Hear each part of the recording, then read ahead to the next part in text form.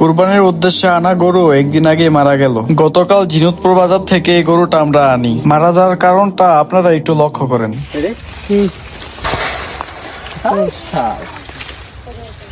কিছু অর্থলোভী মানুষ আছে যারা গরুরে মোটা তাজা দেখানোর জন্য বেশি করে উল্টাপাল্টা জিনিস খাওয়ায়। এই উল্টাপাল্টা জিনিস খাওয়ানোর কারণে গরু খাবার গুলা হজম করতে পারে না, যার ফলে আমাদের এই গরুটা পেট ফুলে মারা যায়। অর্থের লোভ মানুষকে পশুতে পরিণত করে। শুনলে আপনারা অবাক হবেন, এই গরুটা আমরা আমাদের সমাজের এক কাকার থেকে কিনছি। আমার পিঠে হাত রেখা বলছে যে কাকা গরুটা ভালো হবে, নিয়ে যাও। আপনারাই বলেন এই জায়গায় অবিশ্বাস করার মতো কি আছে? পরিচিত কাউকে বিশ্বাস করা তো অপরাধ না। তার সম্মানের খাতিরে আমি তার নামটা উল্লেখ করলাম না এবং এই বিষয়টা নিয়ে বাড়াবাড়িও করলাম না। তবে একটা কথা মনে রাখবেন, আল্লাহ ছাড় দেন, ছেড়ে দেন না। আমরা সকালে ডাক্তার আনছিলাম, অনেক চেষ্টা করছি কিন্তু পারি নাই রাখতে। আল্লাহর জিনিস আল্লাহ নিয়ে গেছে, এখানে আমাদের রাখারও কোনো শক্তি নাই। গরুটা মারা যাওয়ার পর আমাদের হাতে অনেক সময় কম ছিল, তারপর আমরা দ্রুত বাজারে যাই। আমার আম্মু যেহেতু ছাগল পছন্দ করে না, এজন্য আমরা একটা ভেড়া কিনে আনি। এই ভিডিওটা বানানোর উদ্দেশ্য হলো আপনাদেরকে সতর্ক করা, যেন কাউকে আপনারা অন্ধের মতো বিশ্বাস না করেন। মানুষ ঠকে তারপর শিখে। আর যারা গরু পালন করেন,